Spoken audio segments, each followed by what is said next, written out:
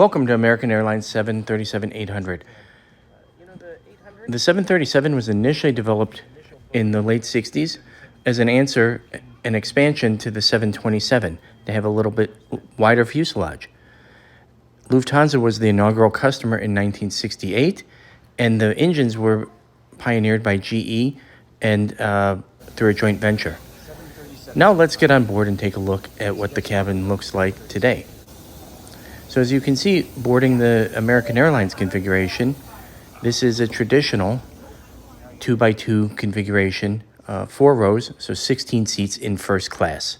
My favorite seats are probably rows 2 and 3, and we'll show you why in just a moment here. If you look around the cabin, it is traditional 2x2.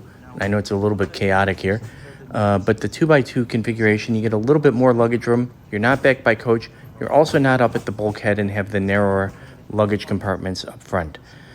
So I think my favorite seats would be row 3, E and F, followed by row 3, A and B.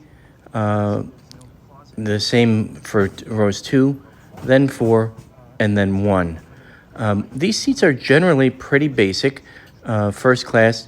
There is no in-flight audio and we'll show you this in just a moment. There's no sort of units in the back of the seats. The seats are relatively comfortable. They do have 37 inches of pitch in first, but as you'll see, again, there's really nothing in the seat in terms of monitor or entertainment. There is a plugging station in the center of the armrest, but otherwise, it's pretty basic, pretty Spartan.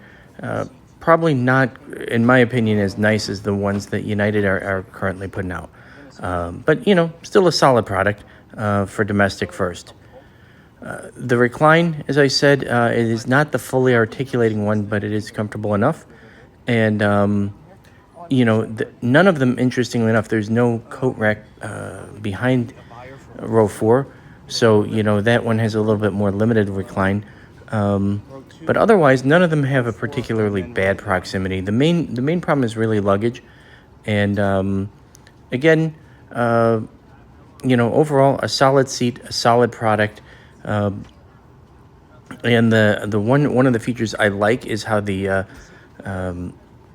tray folds out from the outside of the seat rather than from the inside. It's actually spring-loaded. It's a mechanism that works a lot better than many of the other products throughout the industry. So let me know what you think of this. I'd be interested in your comparisons between this configuration here on American versus this configuration on other airlines, on United or otherwise. These bins are supposed to be a little bit larger. You're supposed to be able to stack them like books. I'll tell you, that wasn't our experience, and it frankly wasn't the experience of most of the people I saw loading bags. As you can see in the bulkhead, you probably get an extra foot or 2 of pitch, and you have your charger here. Mine didn't work, but I imagine that was just an anomaly. There's your recline button, and thanks for watching.